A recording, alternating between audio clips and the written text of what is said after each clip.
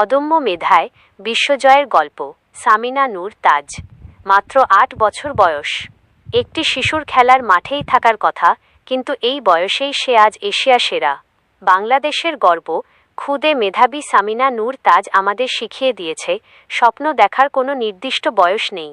থাইল্যান্ডের মাটিতে আয়োজিত হিপ্পো ইন্টারন্যাশনাল ইংলিশ অলিম্পিয়াড ২০২৬ এর মঞ্চে যখন সারা এশিয়ার মেধাবীরা প্রতিদ্বন্দ্বিতা করছিল, তখন বাংলাদেশের পতাকাকে সবার ওপরে তুলে ধরেছে এই ছোট্ট মেয়েটি।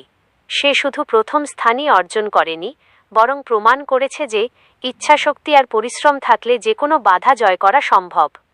গাজীপুরের কালিয়াকৈরের Afaz Uddin memorial school and কলেজের ২য় শ্রেণীর এই শিক্ষার্থী কিন্তু একদিনে আজকের এই উচ্চতায় পৌঁছায়নি। ২০২৩ সালে নার্সারি শ্রেণীতে পথচলা শুরুর পর থেকেই তার অদম্য শেখার আগ্রহ, আত্মবিশ্বাস এবং প্রতিটি মুহূর্তে নিজেকে ছাড়িয়ে যাওয়ার জেদ তাকে আজ এই সাফল্যের শিখরে পৌঁছে দিয়েছে। জামালপুরের মেস্তা গ্রামের এই কৃতি সন্তান আজ শুধু তার পরিবারের নয়, পুরো বাংলাদেশের অনুপ্রেরণার উৎস।